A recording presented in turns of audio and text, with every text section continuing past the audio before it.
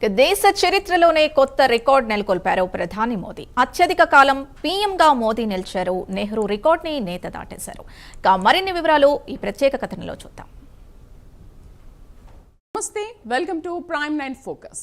మోదీ ఇప్పుడు భారతదేశ చరిత్రలో రికార్డుల మోత మోగించిన ప్రధాని. ఇప్పటిదాకా దాదాపు 80 ఏళ్ల స్వతంత్ర భారతంలో భారత తొలి ప్రధాని నెహ్రూదే రికార్డ్. ఆయన ప్రధానిగా పనిచేసిన కాలాన్ని ఈ సుదీర్ఘ కాలంలో ఎవరూ అధిగమించలేకపోయారు. అయితే ప్రస్తుత భారత ప్రధాని మోదీ ఆ రికార్డును బ్రేక్ చేశారు. జూన్ 10వ తేదీతో నెహ్రూ పేరిట ఉన్న 2 రకాల రికార్డులను కూడా మోదీ బ్రేక్ చేశారు. గత సంవత్సరమే ఇందిరాగాంధీ పేరిట ఉన్న రికార్డును బ్రేక్ చేసిన మోదీ తాజాగా నెహ్రూ రికార్డును అధిగమించడం దేశ రాజకీయ చరిత్రలో ఒక మైలురాయిగా నిలుస్తోంది.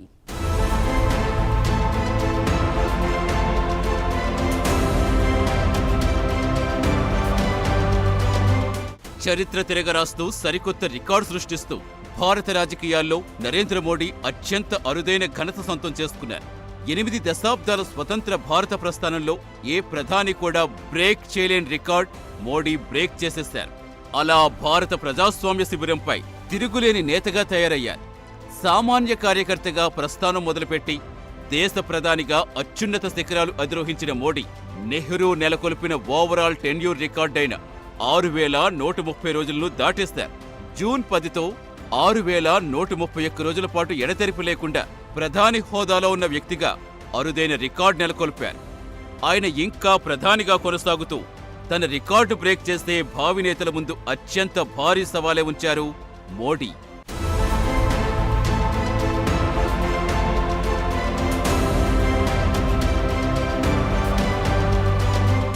జూన్ 10వ తేదీ అనేది భారత రాజకీయాల్లో సువర్ణాక్షరాలతో లిఖించదగ్గ మైలురాయిగా నిలుస్తుంది. 2014 మే 26న తొలిసారిగా ప్రధానిగా బాధ్యతలు చేపట్టిన మోడీ జూన్ 10 నాటికే 4399 రోజులు నిరవధికంగా పూర్తి చేసుకుని భారత తొలి ప్రధాని నెహ్రూ ఎలెక్టెడ్ టెన్యూర్ అధిగమించి ఇంకా కొనసాగుతున్నారు. దీంతో నెహ్రూ పేరిట ఉన్న 4398 రోజుల రికార్డు తుడిచిపెట్టుకుపోయింది.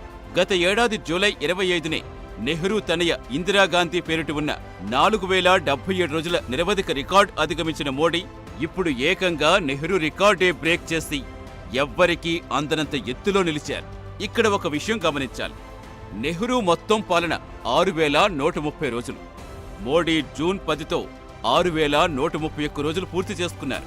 ఈ లెక్కన నెహ్రూ మొత్తం పాలన కూడా మోడీ అధిగమించినట్టయింది. ఈ రికార్డుతో మోడీ ఒకేసారి 2 రికార్డులు బద్దలు కొట్టారు. ఇదే అత్యంత అరుదైన ఘటనగా నిలుస్తుందని చెప్పాలి.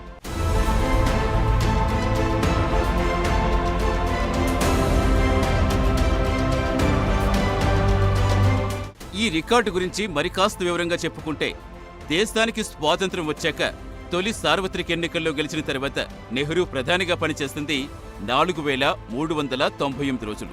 దీన్ని ఎలక్షన్ బేస్డ్ రికార్డుగా పేర్కొంటారు.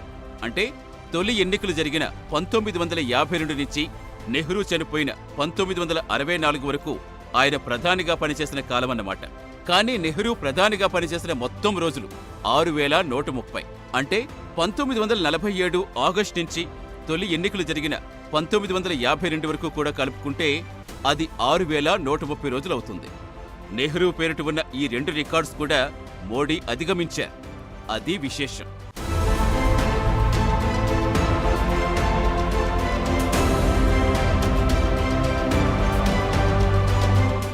ఇక మోడీ ఖాతాలో మరో రికార్డు కూడా ఉంది. దేశ ప్రధానిగా 3వ ఎన్నికై పనిచేస్తున్న మోడీ అటు గుజరాత్ రాష్ట్రానికి కూడా 3 సార్లు ఎన్నికైన ముఖ్యమంత్రిగా పనిచేశారు. మొత్తం మీద 4 సార్లు ఆయన సీఎంగా ప్రమాణ స్వీకారం చేయటం విశేషం. గుజరాత్కు 4607 రోజుల పాటు సీఎంగా పనిచేశారు. ఆ రాష్ట్ర చరిత్రలో అత్యధిక కాలం సీఎంగా పనిచేసింది మోడీనే. మొదటి టర్మ్ ఆయన ఎన్నికల ద్వారా సీఎం కాలేదు. కేశుభాయ్ పటేల్ అనారోగ్యం, 2001 బుష్ భూకంప నిర్వహణలో విమర్శలు రావడంతో మోడీకి సీఎంగా పగ్గాలు దక్కాయి. ఆ తరువాత వరుసగా 3 ఎన్నికల్లో సీఎం అయ్యారు మోడీ. అలా ప్రధానమంత్రిగా, ముఖ్యమంత్రిగా పనిచేసిన రోజులు కలిపి చూస్తే గత మార్చిలోనే 8930 రోజులు దాటిపోయింది. ఇప్పుడు చూస్తే 9000 మైలురాయి కూడా దాటేస్తారు మోడీ. ఇది భారత ఎన్నికల చరిత్రలోనే అత్యంత అరుదైన చరిత్రగా నిలిచిపోతుందంటే అతిశయోక్తి కాదు.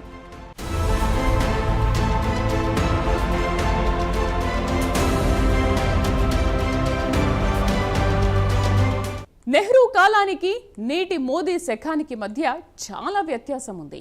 నెహ్రూ తొలి ప్రధానిగా పగ్గాలు చేపట్టినప్పుడు భారత జనాభా కేవలం 34 కోట్లు మాత్రమే.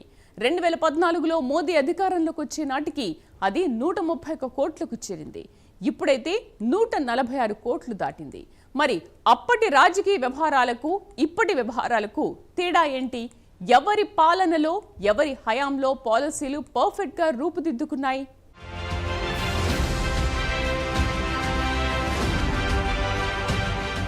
ఇక నెహ్రూ కాలం నాటి పరిస్థితులకు ఇప్పటి మోదీ శకానికి మధ్య ఎంతో వ్యత్యాసం ఉందనే చెప్పాలి. నెహ్రూ తొలి ప్రధానిగా పగ్గాలు చేపట్టినప్పుడు భారత జనాభా కేవలం 34 కోట్లు మాత్రమే. 2014లో మోదీ అధికారంలోకి వచ్చే నాటికి అది 131 కోట్లకు చేరగా ఇప్పుడు ఏకంగా 146 కోట్లు దాటింది. రాజకీయ ముఖచిత్రం కూడా ఈ 7 దశాబ్దాల్లో పూర్తిగా మారిపోయింది. 1951-52 తొలి ఎన్నికల్లో కేవలం 53 రాజకీయ పార్టీలు పోటీ చేస్తే 2024 నాటికి ఆ సంఖ్య ఏకంగా 744కు చేరింది. నెహ్రూ కాలంలో కాంగ్రెస్ ఏకచక్రాధిపత్యం కొనసాగింది. మోదీ హయాంలో చూస్తే ఎన్నో బలమైన ప్రాంతీయ పార్టీలు సంకీర్ణ రాజకీయాల మధ్య అత్యంత తీవ్రమైన పోటీ వాతావరణంలో నెగ్గుకురావడం అనేది రాజకీయ రంగంలో నెలకొన్న భిన్నమైన వాతావరణాన్ని సూచిస్తుంది. పోటీ విషయాన్ని పోల్చి చూస్తే అప్పటి పార్టీలకు ఇప్పుడున్నంత ఒత్తిడిగాని ఆర్థిక వనరులు సమకూర్చుకోవాల్సిన అవసరం గాని ప్రజల మూడ్ని ప్రభావితం చేసేంత మీడియా స్ట్రెస్ గాని లేదని చెప్పాలి.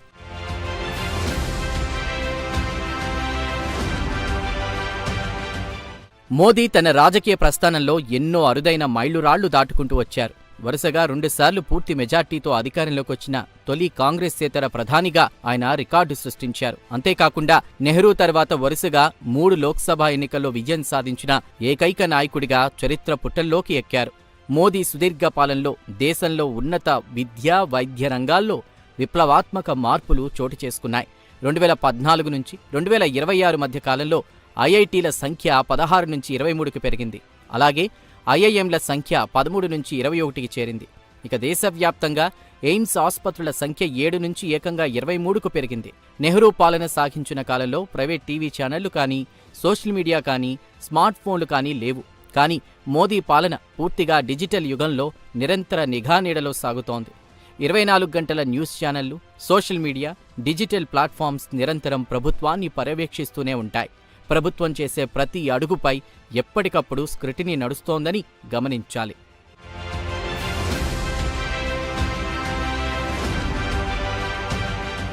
ఇక నెహ్రూ కాలంలో ప్రపంచ పోటీ, నేడు మోదీ కాలంలో నెలకొన్న ప్రపంచ పోటీలో చాలా తీవ్రమైన తేడా ఉంది.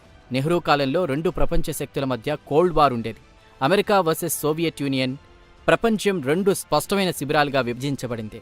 నెహ్రూ అలీన విధానాన్ని అవలంబించి రెండింటికి దూరంగా ఉన్నారు. అందులోని సవాళ్లు అప్పుడున్న 2 పక్షాల మధ్య కూడా బ్యాలెన్స్ చేయడం సులభంగా ఉండేది. కానీ మోదీ కాలంలో పరిస్థితి అందుకు పూర్తి భిన్నంగా తయారైంది. ఒకే సమయంలో అనేక సంఘర్షణలు ఎదుర్కోవాల్సి వస్తోంది. అనేక శక్తులతో పోరాడాల్సి వస్తోంది. ఇప్పుడు ప్రతిదాన్ని బ్యాలెన్స్ చేయాలి. రష్యా ఉక్రెయిన్ యుద్ధాన్ని తీసుకుంటే ఆ 2 దేశాలను ఎంతో చాకచక్యంగా బ్యాలెన్స్ చేస్తున్నారు మోదీ. రష్యా నుండి చౌకగా ముడి చమురు కొనుగోలు చేస్తోంది. అమెరికా, యూరప్ దీన్ని వ్యతిరేకించిన మరింత పదునైన ప్రపంచ వ్యూహంతో దేశం డిస్టర్బ్ కాకుండా చూస్తున్నారు మోదీ. రష్యాను విమర్శించకుండా, అదే సమయంలో అమెరికాను దూరం చేసుకోకుండా చాకచక్యం ప్రదర్శిస్తున్నారనే చెప్పాలి. భారత విదేశీ వ్యవహారాల చరిత్రలో ఇదొక అపూర్వమైన విదేశాంగ విజయంగా పేర్కొనాలి. నెహ్రూది అలీన విధానమైతే మోదీది మల్టీ అలైన్మెంట్ పాలసీగా అభివర్ణిస్తారు విదేశాంగ నిపుణులు.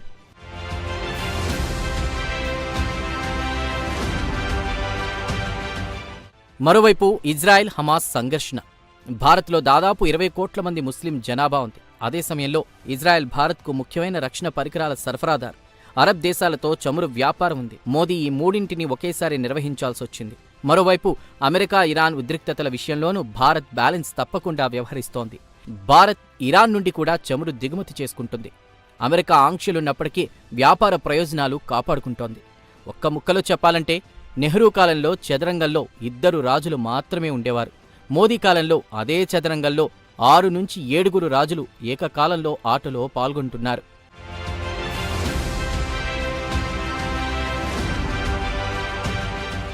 ఇంతటి కఠినమైన పరిస్థితుల్లోనూ మోదీ తన ప్రజాదరణను ఏమాత్రం కోల్పోకుండా 10 ఏళ్లకు పైగా నిరవధికంగా పాలన సాగించడం నిజంగా విశేషమే.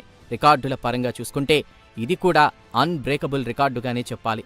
స్వాతంత్ర దినోత్సవాల విషయంలోనూ మోదీ రికార్డ్ బ్రేక్ చేశారు. వరుసగా 12 సార్లు ఎర్రకోట నుంచి ప్రసంగించి ఇందిర రికార్డును అధిగమించారు. ఈ విషయంలో ఆయన కంటే ముందు కేవలం నెహ్రూ మాత్రమే ఉన్నారు. ఆయన 17 వరుస ప్రసంగాలు చేశారు.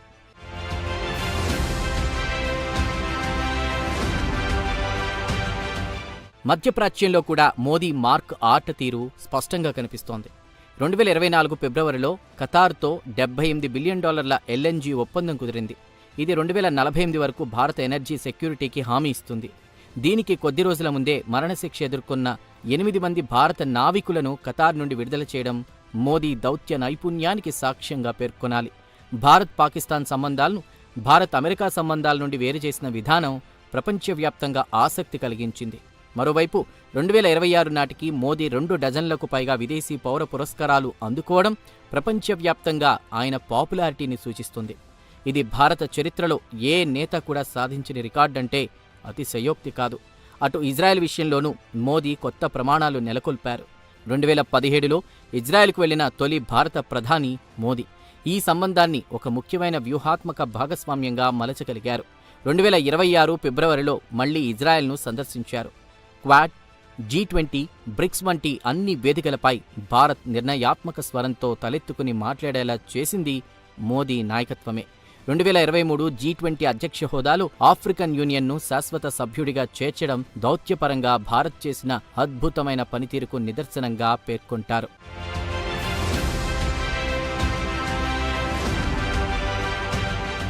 మోదీ హయాంలో కీలకంగా మాట్లాడుకోవాల్సిన సబ్జెక్టు భద్రతా రంగం. పాకిస్తాన్ ప్రేరేపిత టెర్రరిస్టులు ఊహించలేని రీతిలో రిప్లై ఇచ్చింది భారత్.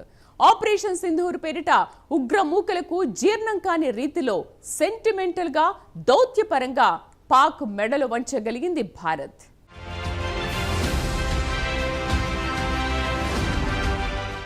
మోడీ పాలనలో అత్యంత నాటకీయంగా మారిన రంగం ఏదైనా ఉందంటే అది భారత భద్రతా విధానంగా చెప్పాలి. పాకిస్తాన్ ప్రయోజిత ఉగ్రవాదాన్ని భారత్ ఇకపై ఉపేక్షించజాలదని తిరుగులేని రీతిలో జవాబిచ్చింది. ఆపరేషన్ సింధూర్ పేరిట ఉగ్రమూకలకు జీర్ణం కాని రీతిలో సెంటిమెంటల్గా దౌత్యపరంగా యుద్ధ రంగంలోనూ పాక్ మెడలు వంచగలిగింది భారత్. 2025 ఏప్రిల్ 22న పెహల్గాంలో 26 మంది పర్యాటకులను ఉగ్రవాదులు పొట్టరబెట్టుకున్నారు. ఆ ఘటనపై భారత్ తీవ్రంగా స్పందించింది. పాకిస్తాన్తో ద్వైపాక్షిక వాణిజ్యం నిలిపివేత, సింధు జలాల ఒప్పందం సస్పెన్షన్, వాఘా అటారీ సరిహద్దు మూసివేయడం, పాకిస్తాన్ వీసాల రద్దు ఇలాంటివన్నీ భారత్ స్థిరమైన వైఖరిని పాక్కు తెలిసొచ్చేలా చేసింది. ఆపరేషన్ సింధూర్ పేరుతో పాకిస్తాన్లోని పంజాబ్ వరకు సైనిక దాడులు నిర్వహించారు. ఇది భారత రాజకీయ సంకల్పానికి నిదర్శనంగా ఉగ్రవాదులకు వారి పోషకులకు మధ్య ఇకపై తేడా చూపబోమని మోదీ ప్రకటించగా, గతంలో ఎన్నడూ జరిగిన వైనం. భారత గడ్డపై ఉగ్రవాది దాడి జరిగినప్పుడు తప్పకుండా ప్రతీకారం తీర్చుకుంటాం, అణ్వాయుధ బెదిరింపులకు ఇకపై భయపడమని నిరూపించింది. ఈ చర్య మోడీ జనాదరణను మరింతగా పెంచింది. మరోవైపు ఇది అమెరికా పాకిస్తాన్ సంబంధాలను పటిష్టం చేసింది. దీంతో పాక్ ఉగ్రమూకల వెనకాల ఎవరున్నారనేది ప్రపంచం గుర్తించేలా చేశారు మోదీ.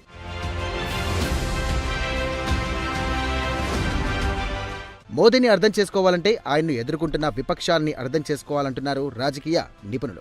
ఇండీ బ్లాక్ పేరుతో 2024 ఎన్నికలకు ముందు ఏర్పడిన విపక్ష కూటమి తదుపరి అధికార పగ్గాలు తమకే అంటూ ఆశల్లో ఊరేగింది. అయితే ఎన్నికల తర్వాత చాలా వేగంగా మార్పులు చోటు చేసుకుంటున్నాయి. 2024 లోక్సభ ఎన్నికల ఫలితాలు మొదట్లో ఇండీ బ్లాక్ స్థిరంగా ఉంటుందనే సంకేతాలు ఇచ్చినప్పటికీ ఇప్పుడు చూస్తే ఆ కూటమి విచ్ఛిన్నం అంచుకు చేరుకుంది. జాతీయ స్థాయిలో నేరుగా బీజేపీని ఎదుర్కొన్నప్పుడల్లా కాంగ్రెస్ లేదా దాని ఆధ్వర్యంలోని కూటమి ఓటమి పాలవుతూనే ఉంది. రాజకీయంగా గలమెత్తుతున్న ఎన్నికల్లో మాత్రం ఇండీ బ్లాక్ బీజేపీ చేతిలో చిత్తుగా ఓడిపోతూ వస్తోంది. ఇక 2026లో జరిగిన పలు రాష్ట్రాల అసెంబ్లీ ఎన్నికలు విపక్షాన్ని తీవ్రంగా దెబ్బతీశాయి.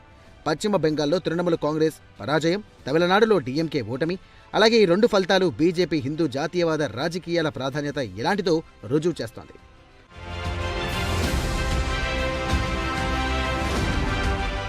మరి విపక్షం ఎందుకు విఫలమవుతోంది? ఈ విషయంలో 3 కారణాలు కనిపిస్తున్నాయంటున్నారు విశ్లేషకులు. మొదటిది నాయకత్వ శూన్యత.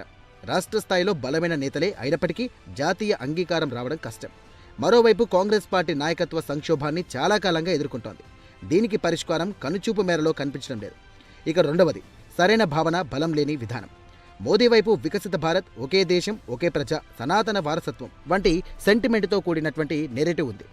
విపక్షానికి ఆ స్పష్టత లేకపోవడంతో దారుణమైన లోపం. ఇక మూడవది కూటమిలోని అస్థిరత. విభిన్న భావజాలాలు గల పార్టీలు కలిసి ఒకే లక్ష్యం కోసం పనిచేయలేకపోతున్నాయి. బీజేపీ మాత్రం ఎన్డీఏ అనే స్థిరమైన వ్యవస్థలో మిత్రపక్షాలను నిలుపుకుంటోంది.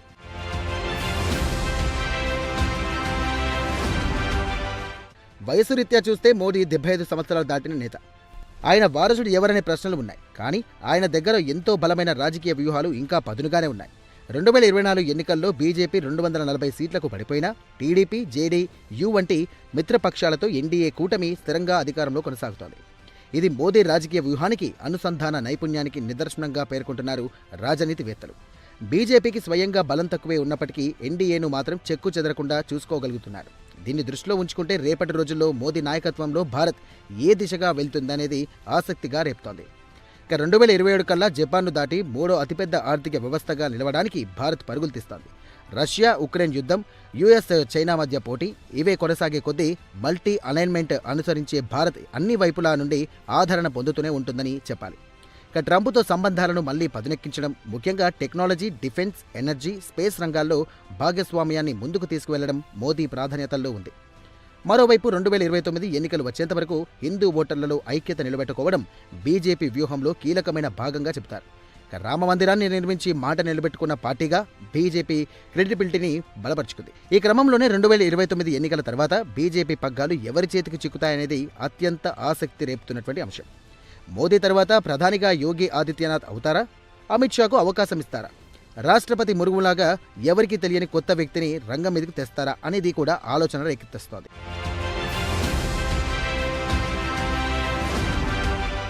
నరేంద్ర మోదీ పాలనను కేవలం ఒక రికార్డుతో కొలవడం. నవభారత నిర్మాణంలో ఆయనది ఒక చెరగని సంతకం. ఫక్తు బలమైన రాజకీయ కుటుంబ నేపథ్యం లేకపోయినా కేవలం సంఘటితులైన ప్రజల బలంతోనే 3 లోక్సభ ఎన్నికలను గెలిచి నెహ్రూ వంటి దిగ్గజాల రికార్డులను బద్దలు కొట్టారు. ప్రపంచ వేదికపై భారత్కు సరికొత్త గుర్తింపు తెచ్చిన నేతగా కీర్తి పొందారు. ఇక మరోవైపు విమర్శకుల నుండి ఆయన నాయకత్వంపై అనేక ప్రశ్నలు, విమర్శలు ఉన్నాయి. అవి ప్రజాస్వామ్యంలో సహజమైనవి. కానీ ఆ విమర్శల మధ్యలో కూడా మోదీ ప్రజా మద్దతును అందుకుంటున్నారు. అదే మోదీ దీర్ఘకాల రాజకీయ రహస్యంగా అభివర్ణిస్తారు.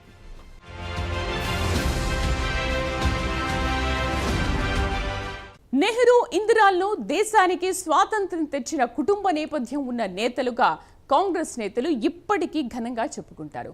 అందులో కొంతవరకు నిజం ఉంది కూడా.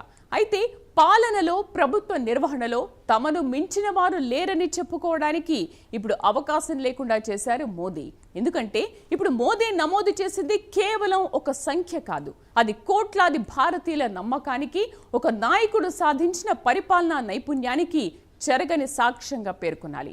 ఈ క్రమంలో వచ్చే ఎన్నికల నాటికి మోదీ నెలకొల్పే రికార్డులు ఏ నాయకుడు ఎన్ని దశాబ్దాలకు బద్దలు కొడతాడో ఊహించడం కష్టమే. ఇది ప్రైమ్9 స్పెషల్ ప్రెజెంటేషన్.